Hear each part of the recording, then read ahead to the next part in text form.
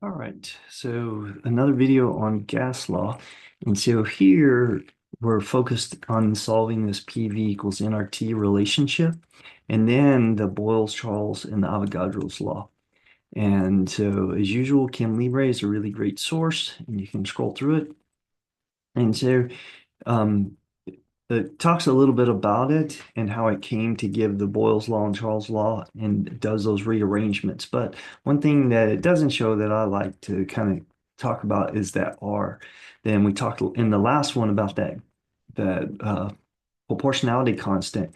And so instead of rearranging and putting this in terms of one, I like to do it in terms of R. And so if we say PV equals NT equals R, now we can think about like state one and state two. And so we can get those relationships. So we can think under condition one, this equals R, and then condition two, then it also equals R.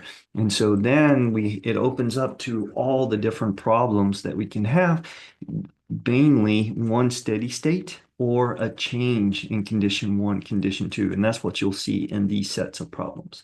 And so if you'll scroll down, then go here, scroll down, it talks about then the Boyle's law relationship and Charles' law and solving it. And the beauty about this relationship then is you don't have to worry about those units of pressure. If you're going to actually solve the steady state kind of relationship, then you do because you're using the R and it's just the units in order to get the units to cancel and get that relationship to give you a quality you have to.